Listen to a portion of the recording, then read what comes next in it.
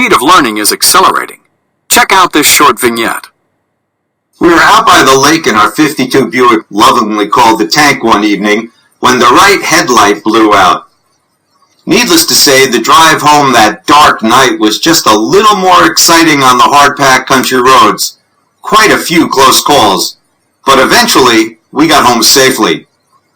The next day, after rummaging through the glove box for the manual, I realized that the next time I buy a used car, I was going to make sure it actually includes a manual. So after an hour or two on the phone, I located a Buick dealer who had a manual they could spare. 3 days later, our mailman Frank dropped off the manual and I was able to see how the headlamp was removed from the car.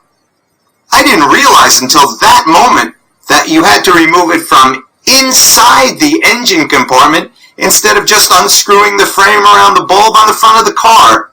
Live and learn. Pictures would have been nice, but at least I had a description of what needed to be done. I've heard my dad tell that story a few times. It was the night he proposed to Mom. Of course, I've had a similar experience when the bulb blew out on my '98 Jeep. I too didn't have a manual I could find, but my options were much better. I was able to download a copy of the manual from the Jeep dealer to my desktop and then print out a hard copy. 30 minutes later, I was able to spread the pages out on the hood and follow the steps to replace the bulb, though every time the wind blew, the instructions were sent in all directions. Luckily, there were a few sketches with the instructions that I could try to follow. With a little trial and error, 3 hours later, I finally managed to replace the bulb myself. I have to give Mom credit for using the internet and fixing a car. But it's like Mom and Gramps were living in the dark ages. Get it? No light?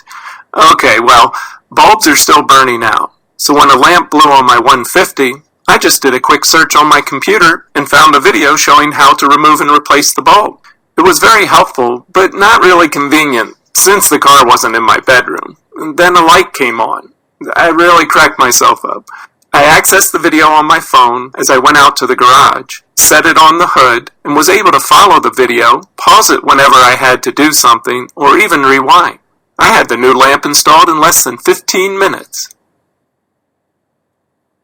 It's an exciting time for instructional designers. New technologies open up fresh possibilities for creating high-impact, on-demand solutions that can make a significant contribution to the success of the businesses we support. Therefore, we must continually strive to expand our capabilities, and that's what this course is about. Sharing ideas and stimulating your thinking about the types of solutions you can design.